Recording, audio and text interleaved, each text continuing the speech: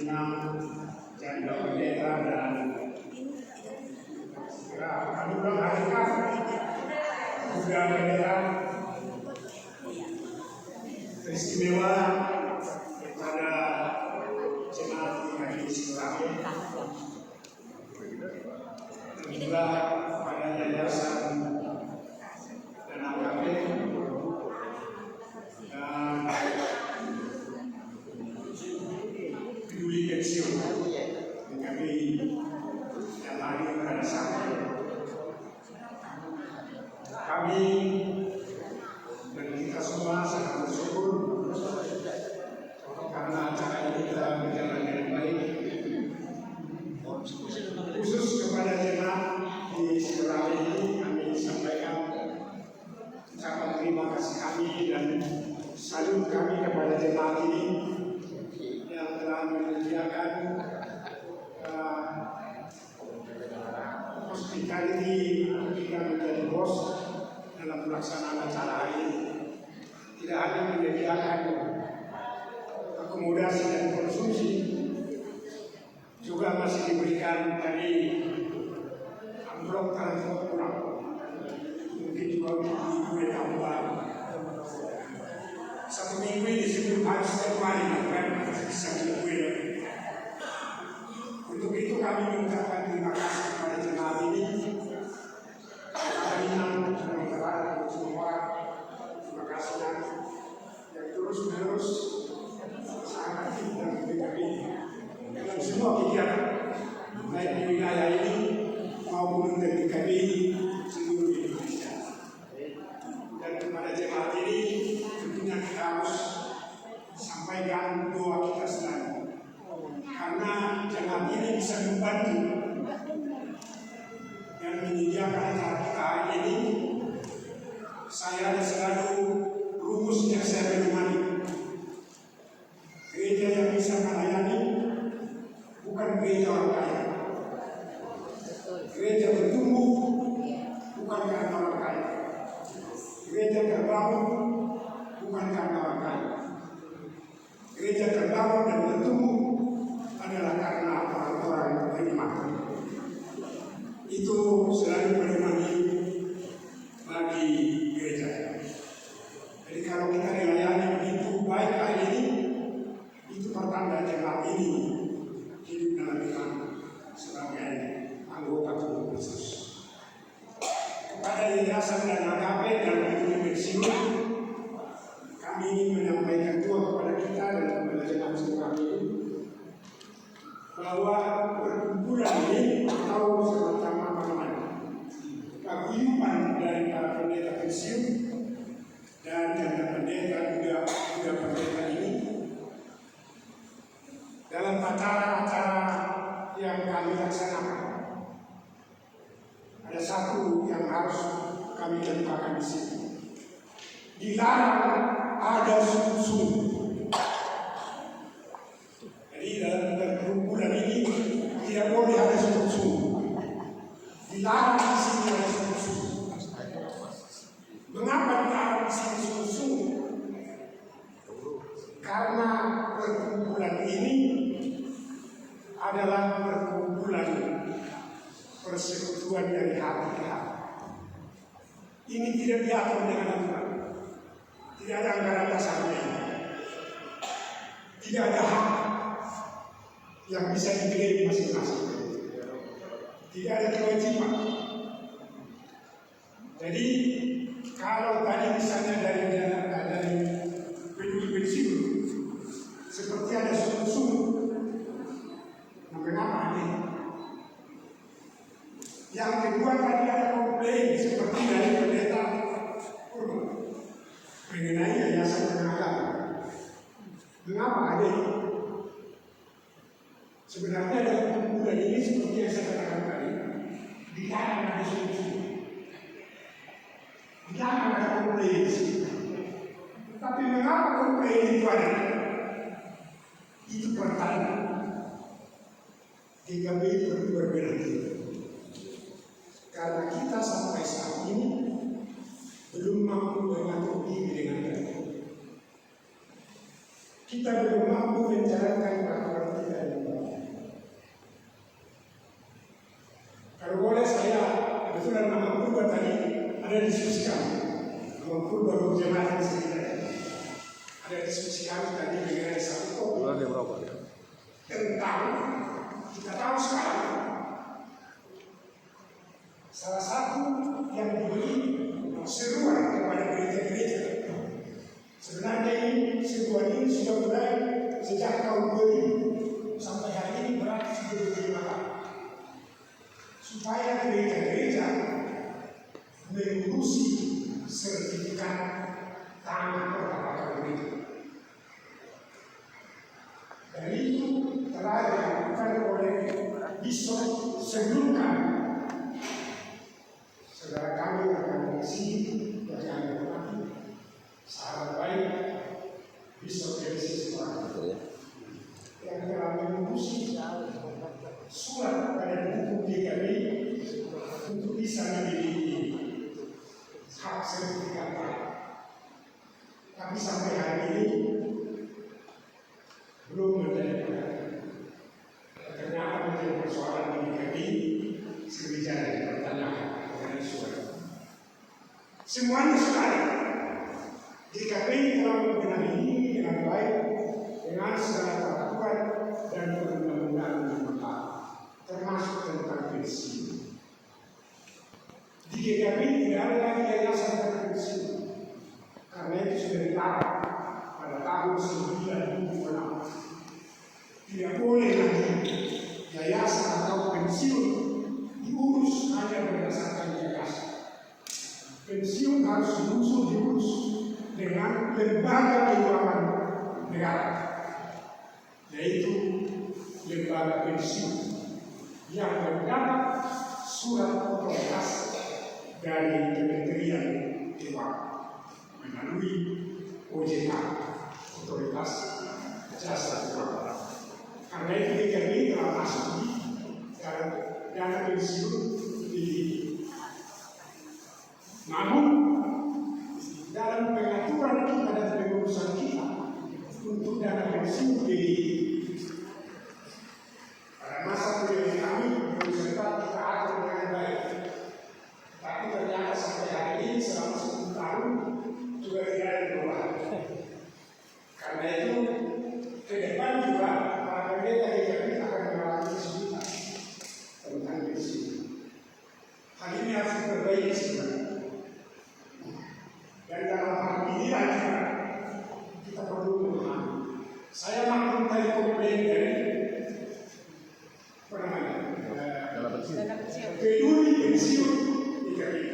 Karena itu untuk membayar hutang ke dana pensiun di pada masa saudara Indonesia merangkap sebagai bisnis. Ketika kita membuatkan yayasan dan pensiun GKB dan berakhir di PDI, ternyata menggunakan di situ ada sekian ratus juta. Wah, lalu dibentuklah PDI pensiun ini. Ternyata sampai sekarang dia masih ada, tetapi bagaimana dibutuhkannya ini harus dibenahi. Sehingga nanti tidak ada yang merasa dibebani pribadi dalam diri. Saya tahu pengurus pensiun ini sangat dibebani, karena hak penerimaannya tidak begitu. Begitu juga dengan keberadaan gereja dan yayasan. Amal dari saya panjang ini kebetulan ada pengurus gereja di sini yang hadir. Supaya kita tahu bagaimana situasi kita ini sekarang. Dulu anggaran dasar GKB menyebutkan tentang hak milik, bahwa semua aset dan keuangan harta benda GKB dimiliki dan dikelola menurut tingkatannya. Jadi jemaat punya harta benda, besok punya harta benda, mengapa begitu rumusan itu? Karena GKB mengalami waktu itu beberapa persoalan tentang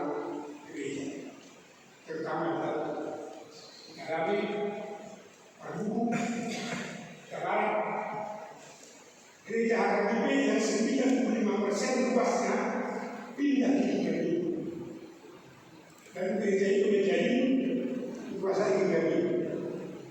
Karena 90% dikuasai PKI. Lalu AKBP mengajukan gugatan ke PKI. Gereja itu dikam.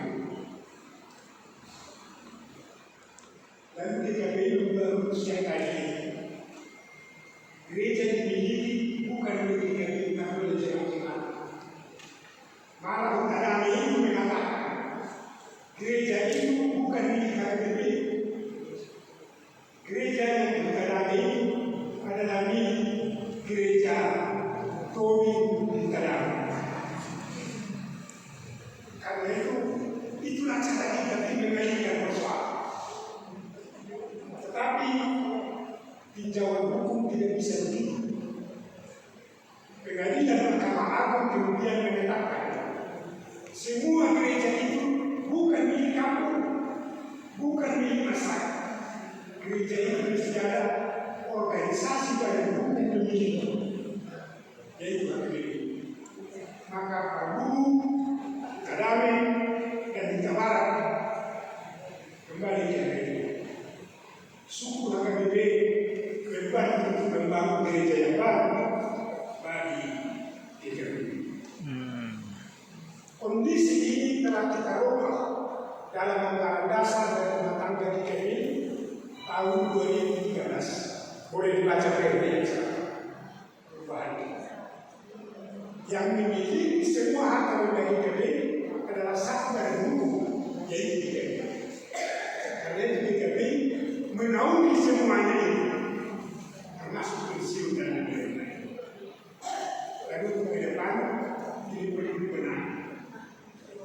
Saya sebenarnya sudah beberapa kali menyampaikan ini kepada rekan-rekan penegak pensiun dan lain-lain. Kalau kita diskusikan ini, perubahan yang kita lakukan ternyata belum sampai ke tingkat bawah. Pertobatan atau perubahan itu selalu menyangkut dua. Satu, pertobatan pribadi, yang kedua pertobatan struktural atau pertobatan organisasi.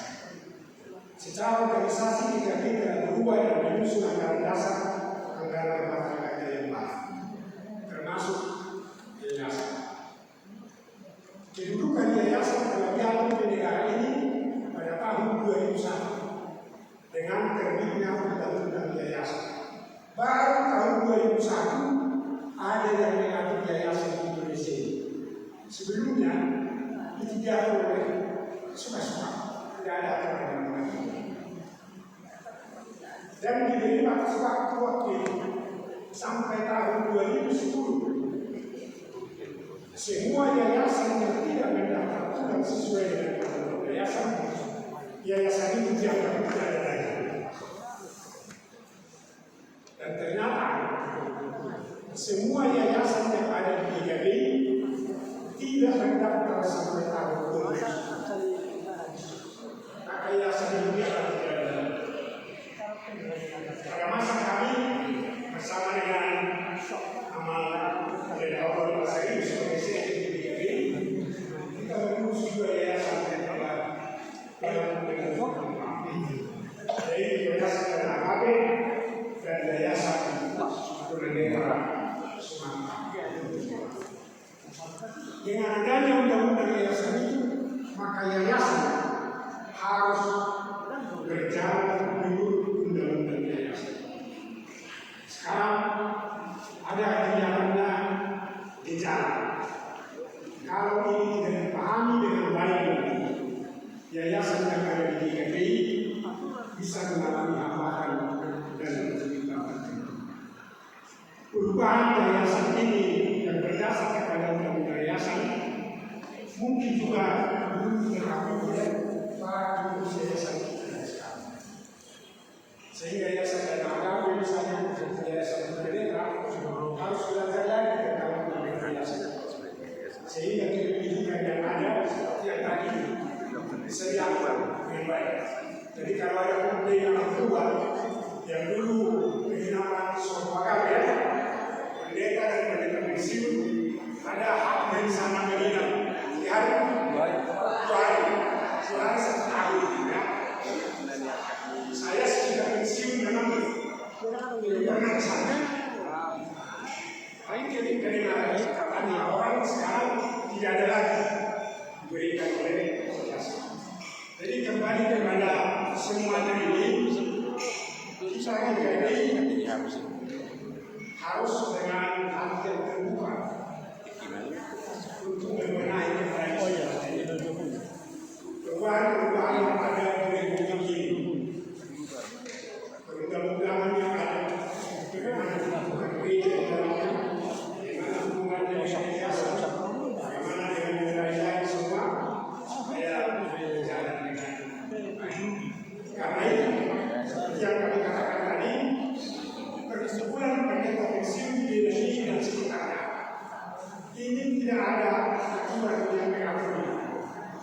Dan ini tidak terikat kepada pemimpin yang ketiga itu.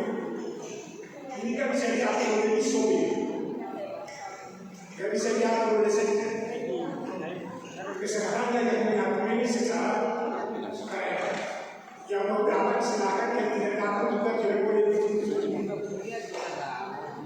dan tidak boleh dikomplain, tidak boleh dimaksud. Semuanya ini kita lakukan hanya karena tujuan atau karena salah satu penyakit yang menghantui para manusia adalah disiplin.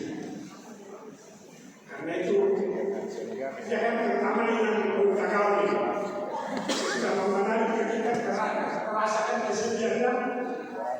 Karena itu pertemuan sangat merindukan. Dulu kita sepakat sekali 3 bulan. Rupanya semakin kemudian besar pertemuan ini sekarang 3 bulan. Saya kira nanti tahun 2025 ini sekali 2 minggu. Kelihatan begitu banyak unsur musim dia. Sudah begitu benar untuk ini kalau perubahan. Jadi menurut teman-teman ketika baru pensiun kemarin, katanya dia malam dia menimpikan orang-orang yang sudah meninggal yang dikenal itu begini. Entah berapa minggu dia malam katanya itu yang dimimpikan. Seolah-olah itu mengingatkan kepada kita ini menjalankan kepada kira-kira begini. Karena itu kita perlu semakin mempererat kepada kita. Ngopi-ngopi aja minum teh apa adanya. Kalau bisa makan seperti hari ini ikan gempung, saya bisa sekali ikan gempung. Enak. Jadi saya kira sekali lagi kami ucapkan terima kasih untuk kita semua. Biarlah sukacita hari ini semakin menumbuhkan iman kita dan berbangun kepada kita ke depan dan semakin membenahi hal-hal yang perlu dibenahi sehingga tidak simpang siur informasi maupun penyelenggaraan dari berbagai kegiatan ini pada hari-hari yang akan datang. Semoga para pendeta yang di sini masih berkenan didengar suaranya oleh generasi muda, generasi yang baru. Walaupun kita tahu setiap generasi itu akan berubah mungkin situasinya, akan berubah cara-cara pelayanan dan penanganan mereka. Namun yang pasti kita tahu kebenaran dari pelayanan serta doa yang harus terus menjadi dasar dari jemaat harus diwariskan turun-temurun dari generasi yang kedua kepada generasi. Dalam tahun 2025 ini tahun yang baru bagi kita, tidak hanya baru dalam arti neo atau new dalam bahasa Inggris, tapi baru dalam arti Alkitab, dalam arti iman, yaitu yang disebutkan dalam surat Roma 12 ayat 3. Hendaklah kau memiliki akan budi yang baru, bukan neos, bukan neo, tapi kairos yang baru. Dan yang baru ini hanya bisa terjadi oleh Tuhan dan pekerjaan. Itu yang disebut dengan langit yang baru, bumi yang baru, hati yang baru, harapan yang baru, kasih yang baru. Tidak karena pergantian yang ada di dunia ini, tapi karena anugerah Tuhan yang baru. Biarlah tahun 2023 ini dengan pembaharuan dari Tuhan pada kita semua. Kekuatan secara fisik, jasmani, kekuatan yang kuat dalam iman, harapan dan kasih, dan juga baru dalam persekutuan. Tuhan menyertai dan memberkati kita semua. Salam.